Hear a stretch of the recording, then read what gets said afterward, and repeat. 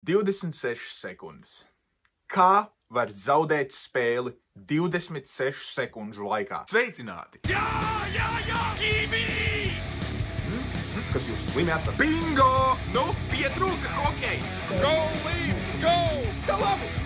Jūs nopietni! Latvijas izlase zaudē ar rezultātu 2-7 Zviedrijai. Teiksim jau kā ir, pusspēle, viss bija salīdzinoši kārtībā, bet spēles otrā puse, jo īpaši viens moments otrajā periodā izšķīra visu spēli. Ko vēl teikt par šo izlasi? Šī ir sliktākā 2 spēļu sērija Latvijas izlases vēsturē. Atkārtoti. Tikpat traki bija arī 2006. gadā Turīnā un Rīgā, Olimpiskajās spēlēs un pasaules čempionātā. 15 ielaisti vārti, 2 spēļu summā ir bijis tikai 2 reizes. Kāda jēga mums ir runāt par individuālajiem vārtiem? Kāda jēga ir runāt par Daugaviņu, par Mamčicu, par tiem brīnišķīgajiem vārtiem, par fantastiskajām emocijām, ko mēs saņēmām pēc 2-2, ja pēc šī 2-2 ir šāds sabrukums 26 sekundēs. Jo nav jau īsti jēgas par to runāt. Nav jēgas par to runāt. Mēs zaudējām 2-7. Bet es domāju, ka ir jēga parunāt par atslēgas momentu šajā spēlē, un tas bija 5+20 noraidījums Rasmusam Dalīnam. Jo šajā noraidījumā Latvijas izlasēji vajadzēja laust spēli. Latvijas izlasēji vajadzēja izvirzīties vadībā, un tad jau tā būtu mūsu spēle. Bet Zviedri noturas. Zviedri mūsu vairākumu likvidē. Atkal Latvijas izlasēji vairākumā nekas nesanāk. Un rezultāts tam ir tāds, ka Zviedrijas izlase ir pārliecināta par sevi. Zviedrijas izlase iet uz priekšu. Un Elvis Merzļikins netver Fabiana Zetterlunda metienu, kur vajadzētu notvert katram vārtsargam. Tie pirmie Zetterlunda vārti bija tīri uz Elvija sirdsapziņas. Un mēs esam dzirdējuši daudz par Elvi. Ja? Lielākā daļa no tiem vārtiem nebija viņa vaina.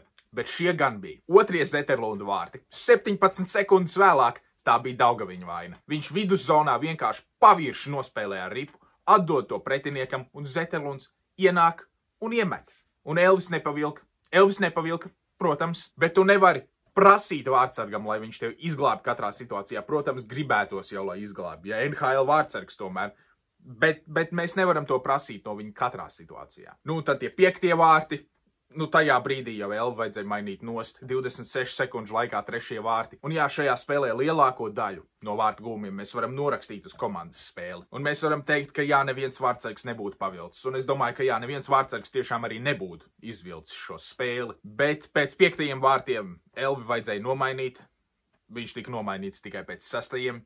Un pēc 4. vārtiem bija jāņem 30 sekundžu pārtraukums. Vītoliņš paņēma tikai pēc 5. vārtiem. Tātad viss notiek nedaudz par vēlu. Mēs nespējam reaģēt uz nevienu situāciju, kas notiek uz laukuma. Un tā bija treneru vaina, tā bija spēlētāju vaina. Visi kopā ir vainīgi pie šiem te 2 zaudējumiem. Es pieskaitu šos 2 zaudējumus kā praktiski vienlīdzīgus. Jo tas nekas, ka mums bija foršs otrā perioda sākums. Šīs te 2 spēles bija absolūti briesmīgas. Tik paviršu spēli aizsardzībā es neesmu redzējis no Latvijas izlases. Kur nu vēl salīdzinot ar pagājušā gada Latvijas izlasi, kad šādas kļūdas pieļaut nedrīkstēja nevienā momentā un nepieļāva arī nevienā momentā. Kur nu vēl 15 momentos 2 spēļu laikā. Nākamā spēle pret Slovākiju jau šovakar. Ja Latvijas izlase iekļūst ceturtdaļfinālā, es būšu pārsteigts. Es būšu ļoti, ļoti pārsteigts. Vārtos droši vien Kristēns Guļevskis. Visdrīzāk tāpēc arī viņš nebija uz soliņa, tāpēc bija Eriks Vītols uz soliņa. Ko tu padarīsi? Kā ir, tā ir. Elvim droši vien šī bija pēdējā spēle turnīrā. Es nezinu, vai viņš kādreiz vēl brauks uz Latvijas izlases. Elvis nav tas pats vārtsargs, kāds viņš bija 2018. gadā. Es pat nezinu, ko vairāk pateikt. Elvis, kopš Kivī nāvis, Elvis vairs nav tas pats. Kaut kas ir jāmaina. Elvim ir jāstrādā. Elvim ir jāatrod kaut ko, kas pietrūkst. Tas būs grūts darbs. Es zinu. Un kopš 2022.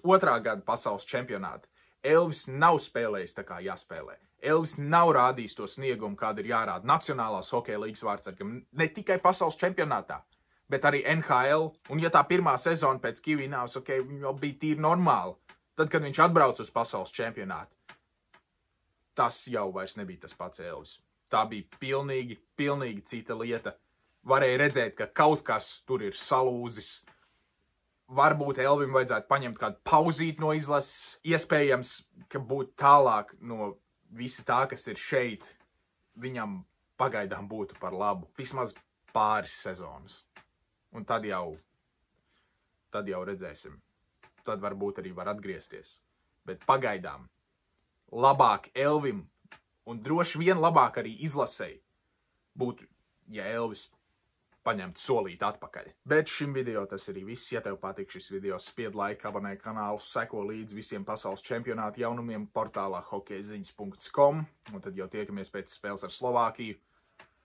Nu, te kaut kam ir jāmainās. Ir jābūt kaut kādam lūzuma punktam. Es nezinu, ko spēlētāji, ko treneri var darīt, bet kaut ko ir jādara. Vai Vitoļiņam, Daugaviņam, es nezinu, jebkuram izlases spēlētājiem vai trenerim ir jāiet kaut ko mētāt pa ģērbtuvi, vai kādam ir tā kārtīgi jāizbļaujās. Es nezinu. Bet kaut ko ir jāmaina.